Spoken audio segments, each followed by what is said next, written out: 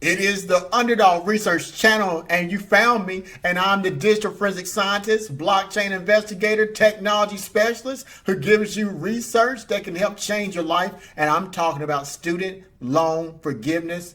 Not everyone who wears a uniform is a hero. Some people who don't wear uniforms are heroes, and you earned it. And let me tell you why.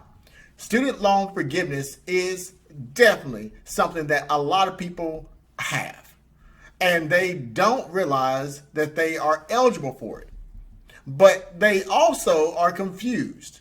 If you believe this has anything to do with the $10,000 proposed student loan forgiveness, then you're wrong, absolutely wrong. This has something to do with history, about facts, and I'm about to share those with you.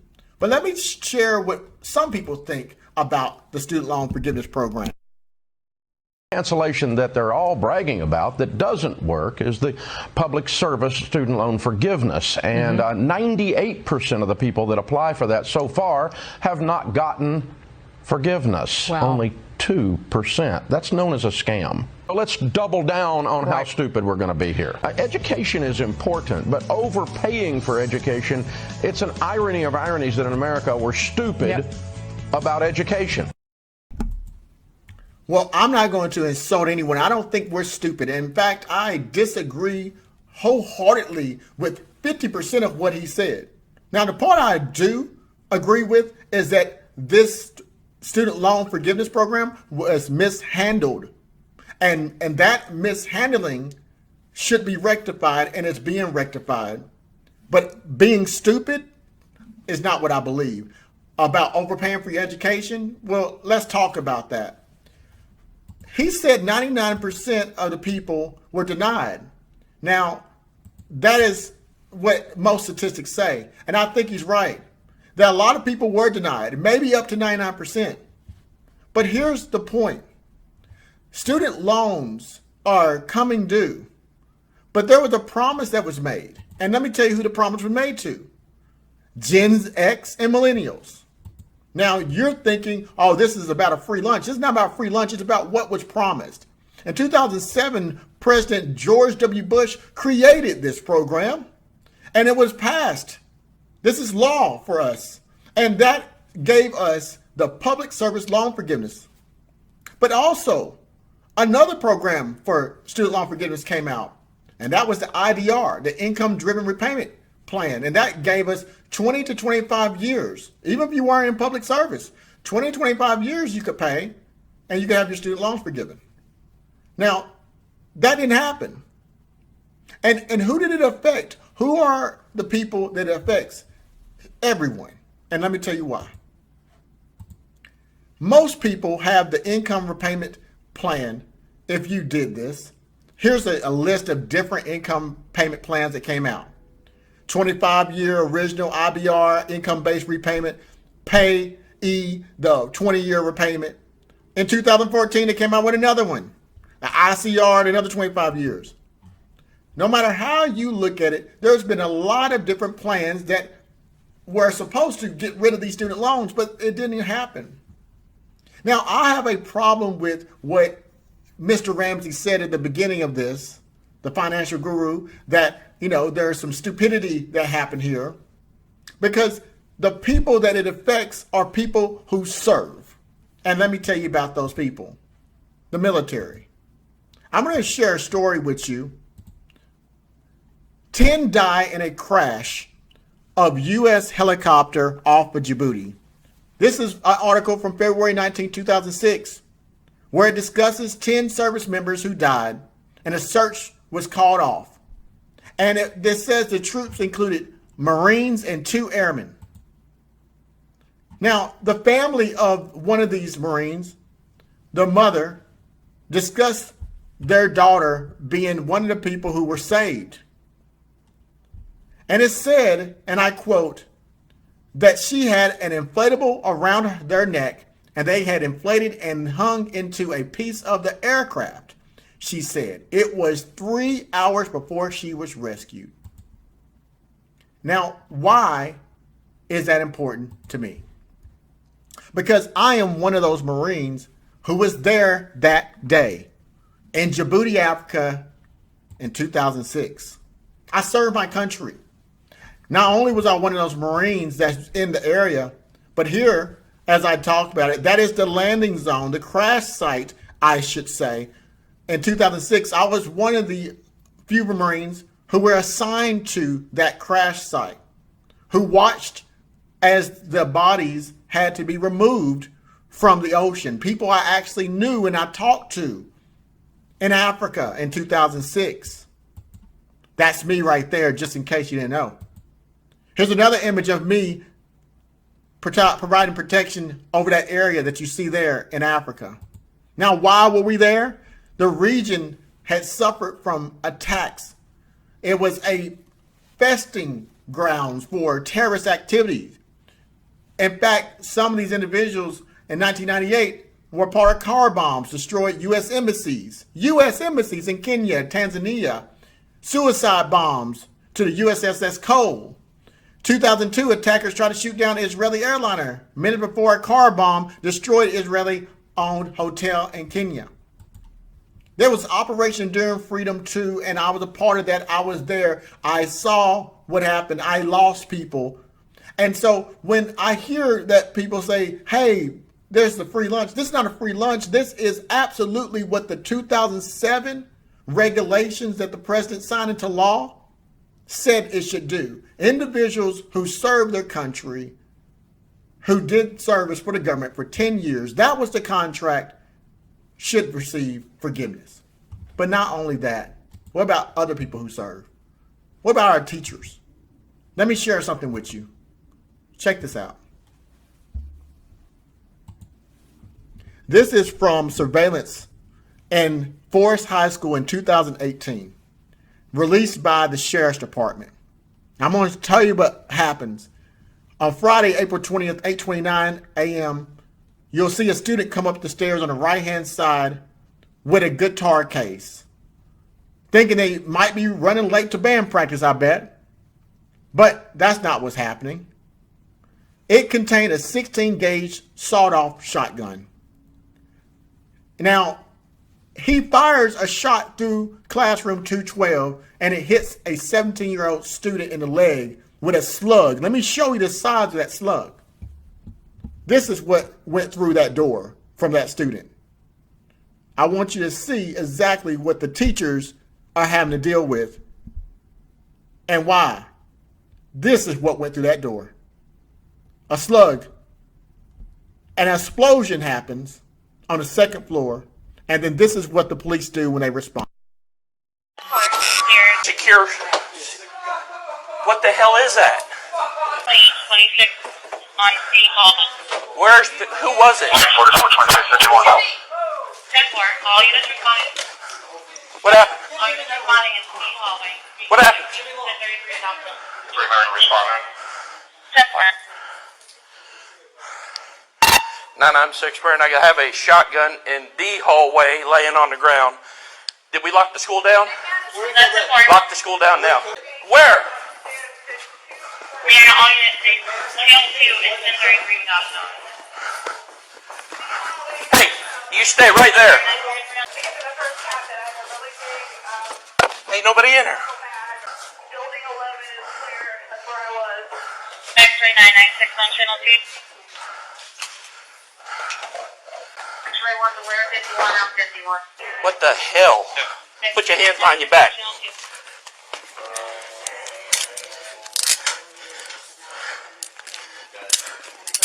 Everyone out. Okay, stop right there. Stop right there. Who is he? He's the shooter. He shot through the door, but he doesn't know which room. 996 Burn. I have one in custody. They're saying he's a shooter. Hold on just one. Go secure the gun for now. Where's that? It's in the hallway. Restroom. Secure. There's another one in the restroom? No, I said the gun's in front of the restroom. Okay. I'm sorry, sir. What do you say? I wasn't raised by the right people. Are you kidding me? There's a lot of violence. I don't know. In medication. 5345 area. The front doors of the main building are all locked. I don't I'm know. walking around the outside. Are you serious? I don't know why I That's did it, the forward. sir. Don't say another word. Right here. The stairs, let's go. Is there anybody else with you? No, sir. I'm the only one. You're the only one. Yes, sir. 996 kid.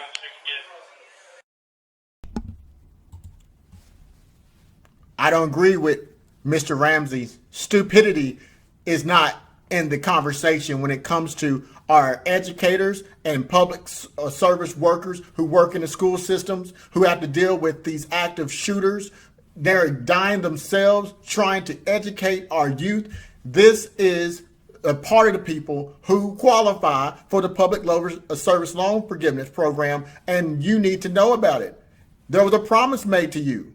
You are not wearing a uniform, but you are heroes, and this is a part of what you deserve to have. So make sure that we know that. But they're not the only one. What about our healthcare workers? We have seen this time and time again, but let's talk about our healthcare workers. In this global pandemic, the world's healthcare workers have taken a massive load of responsibility on their shoulders.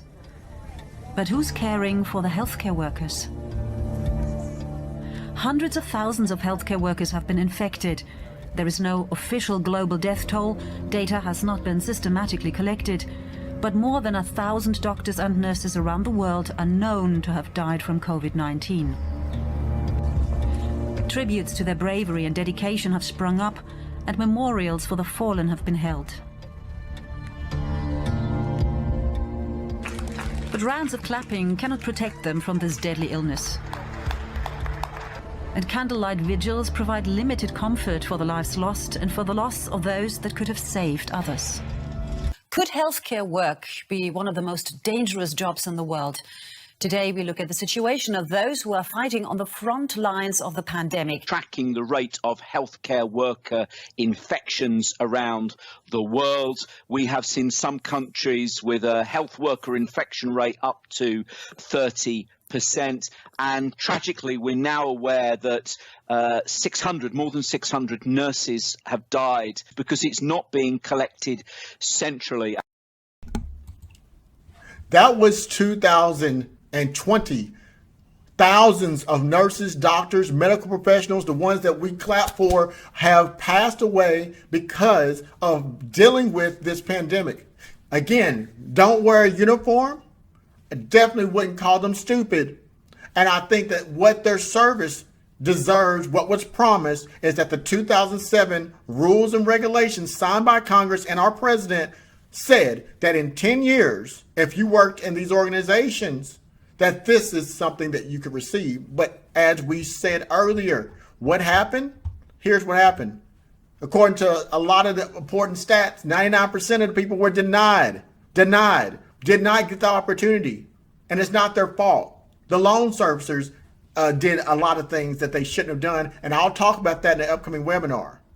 So we've talked about the healthcare, but that's not it. What about our law enforcement? Our law enforcement officers, do they not deserve it? What about those firefighters? Do they not deserve it? What about the federal workers, state workers, local workers? Do they not deserve it? Again, this is a contract. We're in the United States of America, a place where laws are supposed to be the things that we look for, justice for all, right? Well, this was a congressional legal law. The president made this happen, and it said the same thing. If you worked for public services 2007 at some point, then this thing would happen. If it doesn't occur, that's going to breach a contract as far as I know. And we're going to talk about them. We're going to talk about these workers and why they deserve it. Sometimes we forget. So as we talk about that, I want you to look in the link in the description. Sign up for the webinar so that you can get, this is just a small list. No matter what your position was, if you work for a 501c3 or you worked in public service, state, local, federal, then this is for you. If you did not work for public service, but you've had a loan for 20 to 25 years and you've ever had an income driven repayment plan, you need to check it out. But I think we forget often too much some things that are important. So let's remind us what we did to deserve this. Recordings of air traffic controllers, pilots and hijackers released for the first time, slowly realizing the horror that's taking place American 11 heading for the North Tower of the World Trade Center. Nobody move. Everything will be okay. If you try to make any move, you'll injure yourself and the airplane. Just stay quiet. Nobody move, please. We are going back to the airport. Don't try to make any stupid move. Top of the World Trade Center building, a major fire. Hey, can you look out your window right now? Yeah. Can you see a guy at about 4,000 feet, about 5 east of the airport right now? Looks like he's... Yeah, I see him. You see a guy, look, is he descending for the building also? He's descending really quick too, yeah. Well, that's 2,500 feet now. He just dropped 800 feet in like one sweep. That's another situation. Another one just hit the building. Wow. Wow. Another one hit it hard. Another one just hit the World Trade. The whole building just came apart. Holy smoke. United 93.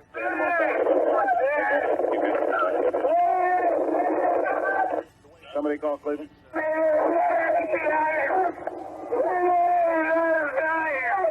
You got United 93? United 93. South of Chardonnay has descended. What's that? I just saying, it looked like he descended I there. don't think so. United 93, verified 350. United 93, Cleveland. Go ahead, Frankie. Do you have United 93 south of Chardonnay? We hear some funny noises. We're trying to get him. Do you have him? No. He's down. He's down? Yes. When did he land? Because we have confirmation. He did not land. Oh, he's down? Yes, Down? somewhere up northeast of Camp David. American 73 heads for the Pentagon. Aircraft that is discovered by the White House is now near the Pentagon. I don't know where the hell they're getting their info. I said Washington is no clue when I called Washington about it. They didn't know what the hell was going on. How soon we forget, September the 11th of 2001, 8:46 a.m., we have law enforcement, we have firefighters, government workers, civilians, everyone who died that day. I don't know about you, but I remember exactly where I was. Now, this happened 6 years later. See, this occurred under George W. Bush. He wasn't at fault for this, but this happened during his presidency in 2001. And then 6 years later, he passed into law the Public Service Loan Forgiveness. And I want to scare you for a minute to make you understand. There are some people who got parent-student loans and their loved ones passed away. They're no longer here. And they have those parent-student loans, and those loans are still active and not forgiven. They passed away in 9/11 in either one of the buildings. There's people who've died of cancer from this, firefighters, law enforcement. We remember it for those who are as old as I am. You remember exactly how you felt. This is who the Public Service Loan Forgiveness Program affects and why you need to come to the webinar so you can find out more. But let me tell you about the unsung heroes. What about our janitorial custodians? What about them? Why is that important? What does that have to do with the Public Service Loan Forgiveness? Check this out.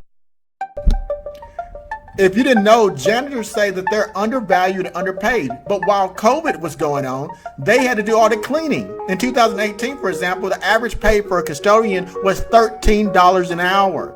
Now, they get about 2 sick days for most of them, if they get them at all. And workers, they feel underappreciated, undervalued, and a lot of their work is doing is so important. Thousands of people want justice for these janitors, and they're organizing this to support their work because it's important, the work they do. And they have low wages, and they still do what they did. They showed up for the pandemic. They did this all to help keep things clean and sanitary for us, and a lot of them died doing their job. And guess what? Guess what? They are eligible if they worked for a 501c3, if they work for a public institution, federal, state, local. As long as they were employed by them, they get this waiver. And it's important to know that 40% estimated, 40% of people who went to college who never finished a degree also will have an opportunity to get this waiver. So all of this is service, and we need to recognize the service has zero to do with a freebie hand me out. It has to do with a promise that was made, and people are confusing it with some $10,000 proposed legislation that has not happened. I'm going to be talking about that in the webinar. So make sure you click on the link in the description so you can find out exactly what's going on. So in conclusion, if you go to the webinar, I want you to understand this. You could be in two categories. Either you have an IDR, income driven repayment, and you're around a generation X. That means that you was born either in the late 70s or the 80s. You possibly might be creeping on it if you're a millennial, depending on how old you are. Now, if that applies to you, if you're between those age groups that I just mentioned, and you have a student loan, then you need to check out the webinar. Go to the link in the description of this video. If you just got out of college and you're brand new, this is more likely not going to apply to you. You might get some help, you know, but not the type of help that you really need. You need to do some time. But this is for those Gen X and millennials who are in that time frame, who may have that 20 to 25 year loan period, because I got some information I needed to let you know so you don't confuse it. If you work for a public service institution, federal, state, local, tribunal, any position, let me say it again for the people in the back, any position, the janitor, the crossing guard, the teacher, the administrative officer, any position for one of those two organizations, you need to check on click on a link in this description. Make sure you go to the webinar, register, so I can give you some information that you need to know about your opportunities. This has nothing to do with the $10,000 proposed conversation that has not occurred yet. And there's a limited time, October 31st, 2022. There's different actions that need to be taken, and you need to know about it and share this information. Not everyone is going to get their loans forgiveness, but a lot of people will. And a lot of people are going to move their needle closer to forgiveness, and you don't want to sit on your hands and let someone else talk you out of your opportunity. Now, as we leave today, I want to thank all of my public service workers. I want to thank all my teachers, law enforcement, secretaries, janitorial staff. I want to thank all the individuals, nurses, mental health professionals, all the individuals who have put their lives on the line, even if you don't wear a uniform. Thanking people is more than claps, it's taking action. That's what we need. We can't save people with clapping. We can appreciate them by taking actions. And this was a promise that was made, which I showed you, and it must be fulfilled. It doesn't matter what party lines we're on. This has nothing to do with parties. It has to do with the 2007 legislation that was passed. So, regardless, share this video. David Ramsey's video received hundreds of thousands of views. Some of the top views on this subject are in the hundreds. Not many people are talking about this, but I am. I'm taking the time because how important it is. Because I know other people like myself who are in the military, others will benefit, and I'm here to help you as much as I can. But I need you to take action, and that action means that you need to go to the link in the description of this video, click on the buttons, and make sure that you get started.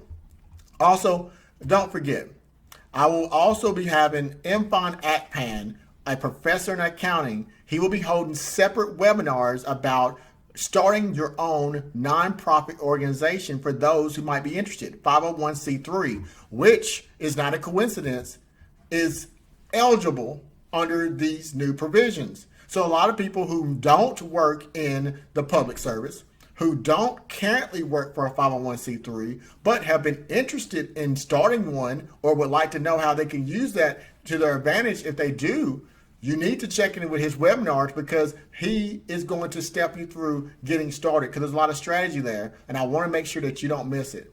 All right, so I gave you all I can give you. Check out the webinar. Again, the link in the description of this video. Subscribe to my channel. I'm on TikTok. I'm on YouTube. I'm on Telegram. And make sure that you get yourself in the best position for you and your family. And again, thank you for your service. And until next time, this has been your principal researcher, Underdog Research. Gotta move back.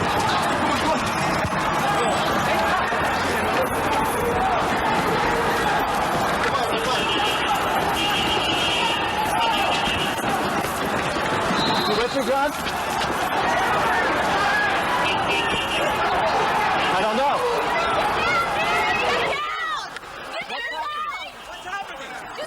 Come across.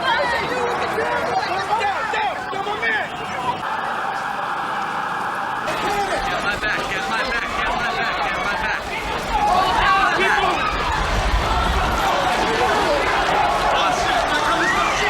Duck it. Anthony, you okay? Yeah. Oh my God. Oh my God. Watch out, watch out. I got it.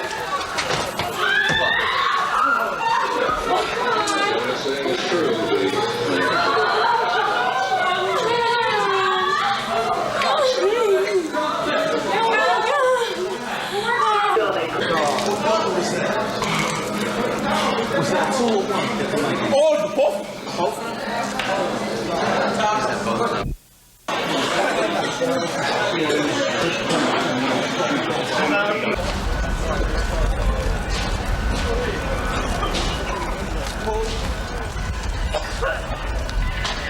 Anthony, watch me.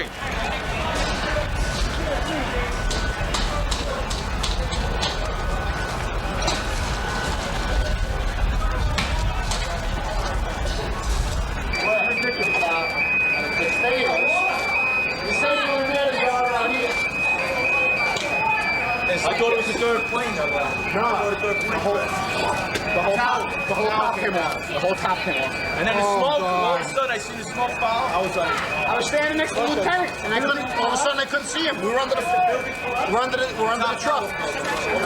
The top came off. I'm taking over to the gas station.